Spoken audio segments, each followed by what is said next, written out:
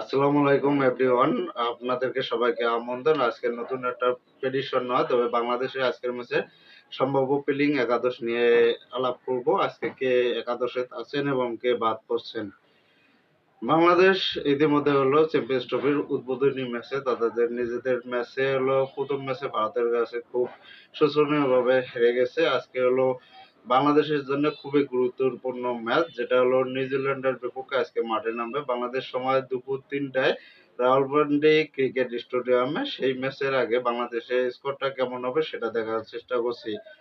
বাংলাদেশের আজকে ওপেনিং এর দায়িত্ব পালন করবেন হলো তানজিদ হাসান তামিম। আর পাশাপাশি আজকে হলো মেহেদী হাসান মিরাজকে ওপেনিং করতে দেখা যেতে পারে এবং হলো তৃতীয় ব্যাটসম্যান হিসেবে নাজমুল হাসান শান্ত অনেকটাই নিশ্চিত। এবং এছাড়া থাকবেন হলো গত ম্যাচে হলো ভারতের বিপক্ষে হলো সেঞ্চুরি করা তৌহিদ হৃদয় এবং হলো আজকে একাদশে দেখা যেতে পারে হলো মাহমুদুল্লাহ রিয়াদ। তার হলো ইনজুরির সমস্যা রয়েছে। আজকে হলো চূড়ান্ত পর্যবেক্ষণ করার পর তাকে স্কোয়াডে রাখবে কিনা সেটা দেখার বিষয়।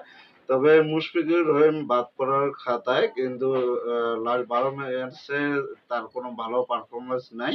কিন্তু অভিজ্ঞতার বিচার এবং বিকল্প উইকেট কিপার না থাকার কারণে আজকে অনেকটা হলো অভিজ্ঞতার বিচারে মুশফিকুর রহিম একাদশে থাকছেন অনেকটা নিশ্চিত। কারণ জাকের আলী অনেক সেও উইকেট কিপার, কিন্তু প্রফেশনাল লেভেলে তার তেমন একটা অভিজ্ঞতা নাই। যদিও এটা ৫০ ওভারের খেলা, তাকে হলো এই যদি উইকেট কিপারের দায়িত্ব দেয় সেটা হলো বাংলাদেশের সামনে চাপ হয়ে দাঁড়াবে।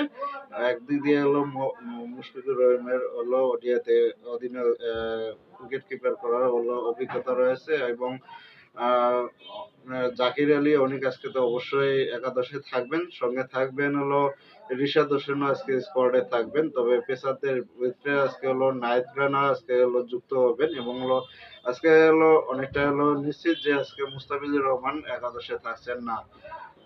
স্পিন বোলিং আর পরিবর্তন হওয়ার সম্ভাবনা নাই। আর বাংলাদেশ অবশ্যই ভালো করার সম্ভাবনা রয়েছে। নিউজিল্যান্ডের সঙ্গে অতীতে তারা হলো ম্যাচ খেলেছে, সেখানে হলো তাদের জয়ের রেকর্ড আছে লাস্ট সময়। এবং লাস্ট যে ম্যাচটি জিতেছিল সেটা হলো মাত্র ৯৮ রানে অল আউট করেছিল নিউজিল্যান্ডকে বাংলাদেশ। সেক্ষেত্রে হলো বাংলাদেশের স্কোরটা আমি বলে দিলাম আনুমানিক। আপনারা কমেন্ট করে জানাবেন আজকে স্কোরটা আসলে কেমন হবে আর বাংলাদেশ আজকের ম্যাচে জয়লাভ করতে পারবে কিনা। অবশ্যই বাংলাদেশের হলো নিউজিল্যান্ডকে হারানোর সামর্থ্য রয়েছে। তবে হলো নিউজিল্যান্ড যেহেতু হলো পাকিস্তানের হোমম্যানেতে দীর্ঘ সময় ধরে খেলছে, তাদের হলো বাড়তি একটা সুবিধা আছে।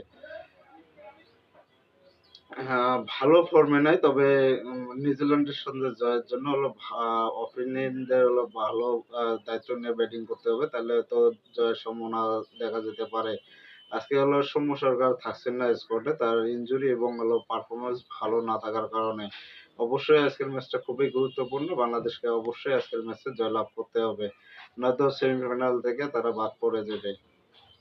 আজকে গ্রুপ বি হলো মুখোমুখি হচ্ছে নিউজিল্যান্ড এবং বাংলাদেশ।